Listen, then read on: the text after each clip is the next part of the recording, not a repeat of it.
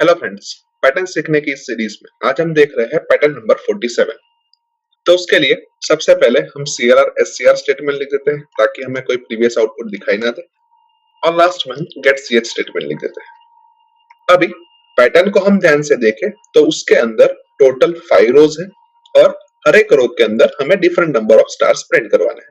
Late us से रो number 1 के अंदर हमें 5 स्टार प्रिंट करवाने हैं, रो नंबर 2 के अंदर हमें 2 स्टार प्रिंट करवाने हैं, रो नंबर 3 के अंदर हमें 2 स्टार प्रिंट करवाने हैं, रो नंबर 4 के अंदर हमें 2 स्टार प्रिंट करवाने हैं, रो नंबर 5 के अंदर हमें 5 स्टार प्रिंट करवाने हैं। यानी कि एक रो के अंदर हमें मैक्सिमम 5 स्टार प्रिंट करवाने हैं। मगर फिफ्थ रो को हम ध्यान से देखें तो 5 स्टार प्रिंट करवाने से पहले हमने 4 स्पेसेस प्रिंट करवाई हुई है। यानी कि हम ऐसा कह सकते हैं कि जो हमारा फिफ्थ स्टार है वो 9th नंबर की पोजीशन पे है। यानी कि हम ऐसा भी कह सकते हैं कि हमें मैक्सिमम एक रो के अंदर 9 पोजीशन तक जाना है, और अगर हम एक पोजीशन को एक कॉलम के तौर पर ट्रीट करें तो हमें मैक्सिमम 9 कॉलम्स चाहिए। यानी कि हमें इस पूरी पैटर्न को 5 क्रॉस 9 ग्रिड के अंदर प्रिंट करवाना है। तो उसके लिए हम एक फॉर लूप ले लेते हैं और उस फॉर लूप के अंदर हम मैसेज के तौर पर लिखते हैं कि i is equals to 1, i less than और इक्वल्स टू 5 और i प्लस प्लस, जहां पे i और कुछ नहीं लेकिन रो की वैल्यू रिप्रेजेंट कर रहा है। उसके अंदर हम एक और फॉर लूप ले लेते हैं और जहां पे हम मैसेज के तौर पे लिखते हैं कि j is equals to 1, j less than और इक्वल्स टू 9 और j प्लस प्लस, जहां पे j और कुछ नहीं लेकिन कॉलम की वैल्यू रिप्रेजेंट कर रहा है। अभी j वाले फॉर लूप के अंदर हम एक प्रिंटफ स्टेटमेंट लिखते हैं, जिस प्रिंटफ स्टेटमेंट के अंदर हम स्टार को प्रिंट करवाते हैं। यानी कि जब i की वैल्यू 1 होगी उस वक्त j का लूप 9 टाइम एग्जीक्यूट होगा और वो हमें 9 स्टार प्रिंट करके देगा। और अभी अभी हमने देखा कि हमें मैक्सिमम 9 कॉलम्स ही चाहिए। यानी कि ये 9 स्टार प्रिंट हो जाए उसके बाद हम एक प्रिंटफ स्टेटमेंट लिखते हैं, जिस प्रिंटफ स्टेटमेंट के अंदर हम स्लैश n लिखते हैं ताकि हमें हमारे कंट्रोल नई लाइन में आके मिल जाए। अभी i का लूप टोटल 5 बार एग्जीक्यूट होता है और वो हर एक बार j के लूप को 9 टाइम एग्जीक्यूट करता है। यानी कि हम ऐसा कह सकते हैं कि हमें 5 क्रॉस 9 ग्रिड के अंदर सभी जगह पे स्टार प्रिंट होके मिलेंगे। नाउ हमने लूप के अंदर दो वेरिएबल i और j का यूज किया है, तो वो दो वेरिएबल को हम ऊपर डिक्लेयर कर देते हैं, let us say integer i as well as integer j, and then program को टेस्ट कर देते हैं। तो हमें 5 क्रॉस 9 ग्रिड के अंदर सभी जगह पे स्टार प्रिंट होके मिल रहे हैं, लेकिन हमें सभी जगह पे स्टार प्रिंट नहीं करवाने हैं, कुछ जगह पे स्पेस भी प्रिंट करवानी है। तो उसके लिए हमें पैटर्न को फिर से एक बार एनालाइज करना पड़ेगा। सो अभी हमने देखा कि रो की वैल्यू हम i से रिप्रेजेंट कर रहे हैं और कॉलम की वैल्यू हम j से रिप्रेजेंट कर रहे हैं, और हर एक i की कुछ j की वैल्यू के लिए हमें स्टार प्रिंट करवाना है, तो कुछ j की वैल्यू के लिए हमें स्पेस प्रिंट करवानी है। तो लेट अस से हम चेक कर लेते हैं कि कौन सी j की वैल्यू के लिए हमें स्पेस प्रिंट करवानी है और कौन सी j की वैल्यू के लिए हमें स्टार प्रिंट करवाना है।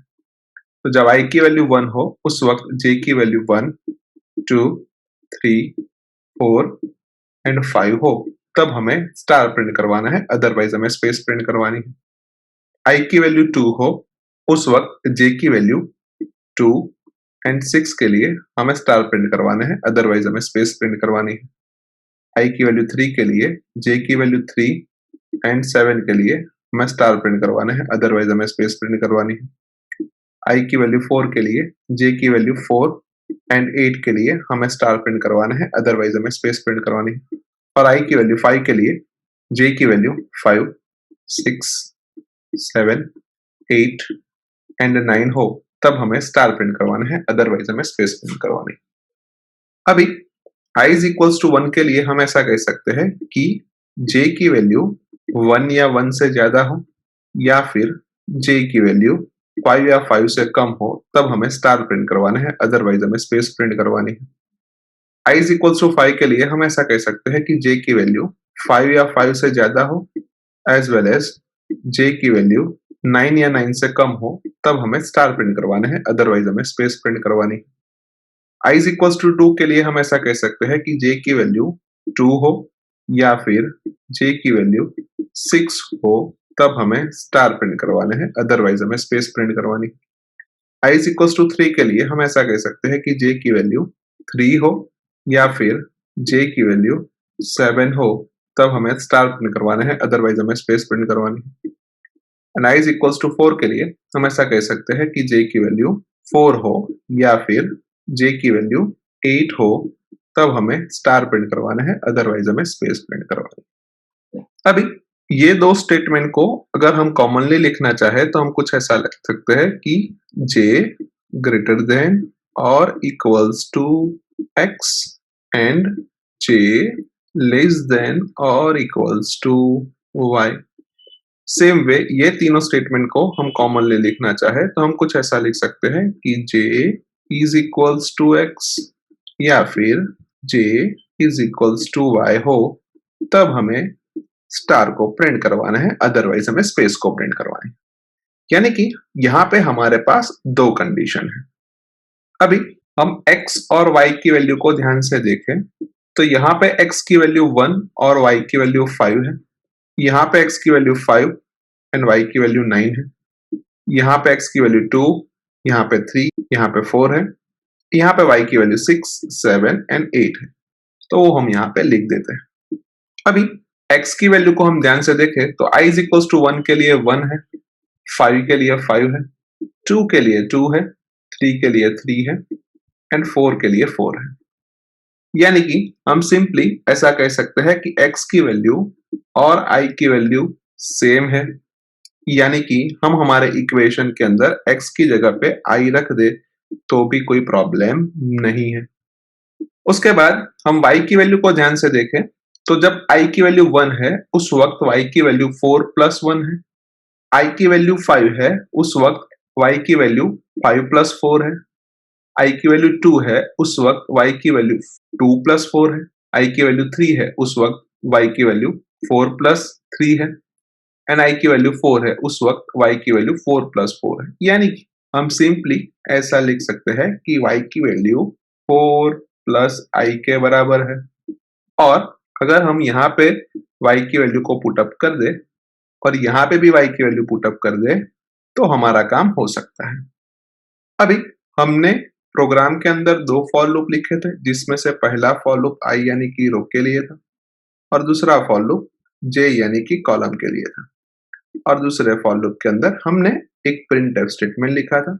उस प्रिंटफ स्टेटमेंट के अंदर हमने स्टार को प्रिंट करवाया था। यानी कि ये पूरा स्ट्रक्चर हमें 5x9 ग्रिड के अंदर स्टार प्रिंट करके दे रहा था। लेकिन अभी अभी हमने एक कंडीशन आइडेंटिफाई की और अगर वो कंडीशन सही होती है तभी हमें स्टार को प्रिंट करवाना है, अदरवाइज हमें स्पेस को प्रिंट करवानी है। यानी कि यहाँ पे हम एक इफ एल्स ब्लॉक लिख देते हैं और एल्स ब्लॉक के अंदर हम स्पेस को प्रिंट करवा देते हैं एंड इफ ब्लॉक के अंदर यही प्रिंटफ स्टेटमेंट को लिख देते हैं। अभी यहाँ पे हमें एक कंडीशन रखनी है। लेट अस से वो कंडीशन हम रखते हैं कि z, और ये कंडीशन i की वैल्यू के ऊपर डिपेंडेंट है।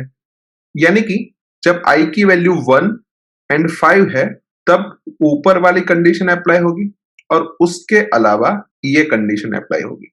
यानी कि हम i वाले लूप के अंदर एक कंडीशन रख देते हैं कि अगर i की वैल्यू 1 है या फिर i की वैल्यू 5 है तब हमें कंडीशन के तौर पे इस कंडीशन को रखना है, अदरवाइज हमें कंडीशन के तौर पे इस कंडीशन को रखना है एंड उसके बाद अगर हम प्रोग्राम को रन करेंगे तो हमें हमारी डिजायर पैटर्न मिल जाएंगी।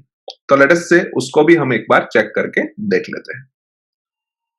सो अभी हमने देखा कि जे वाले फॉर लूप के अंदर जो प्रिंटफ स्टेटमेंट लिखा है उस प्रिंटफ स्टेटमेंट को हमें इफ एल्स ब्लॉक के बीच में रखना है और एल्स ब्लॉक के अंदर हमें स्पेस को प्रिंट करवाना है, एज वेल एज इफ की कंडीशन के तौर पे हमें कोई कंडीशन z रखनी है और ये z की वैल्यू i की वैल्यू के ऊपर डिपेंडेंट है। यानी कि हम यहाँ पे चेक कर लेते हैं कि i की वैल्यू क्या है। अगर i की वैल्यू 1 है या फिर i की वैल्यू 5 है तब हमें z की वैल्यू के अंदर रखना है कि j ग्रेटर देन और equals to i and j less than और equals to 4 plus i। Otherwise हमें z की वैल्यू रखनी है कि j is equals to i या फिर j is equals to 4 plus i। अभी यहाँ पे हमने एक z नाम के वेरिएबल का यूज किया है, तो हम उसको ऊपर डिक्लेयर कर देते हैं, let us say integer z, and then program को टेस्ट कर देते हैं। तो हमें ब्लैंक आउटपुट मिल रहा है, यानी कि हमारे कोड के अंदर थोड़ा प्रॉब्लम है।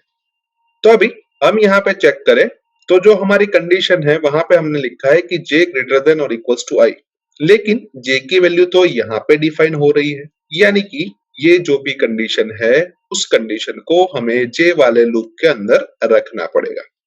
एंड उसके बाद हम प्रोग्राम को फिर से एक बार टेस्ट कर लेते हैं। तो हमें हमारी डिजायर पैटर्न 5 रोज के लिए प्रिंट होके मिल रही है, जो कि परफेक्टली सही है। अभी हमें इसी पैटर्न को n रोज के लिए प्रिंट करवाना है, तो हमें एक इंटीजर वेरिएबल n की जरूरत पड़ेगी और उसको हम यूजर के पास से स्कैनफ स्टेटमेंट की मदद से लेंगे, और स्कैनफ स्टेटमेंट के अंदर हमें लिखना पड़ेगा कि %d एड्रेस ऑफ n, और स्कैनफ के ऊपर हम एक प्रिंटफ स्टेटमेंट लिख देते हैं, जिस प्रिंटफ स्टेटमेंट के अंदर हमें मैसेज के तौर पे लिखना पड़ेगा कि एंटर n। उसके अलावा फॉर लूप के अंदर हमें n रोज के हिसाब से चेंज करना पड़ेगा, यानी कि हम लिखेंगे कि i लेस देन और इक्वल्स टू 5 की जगह पे i लेस देन और equals to n, j less than और इक्वल्स टू 9 की जगह पे j लेस देन और equals to 2 into 5 minus 1, and फिर 5 को हम n में कन्वर्ट कर देंगे।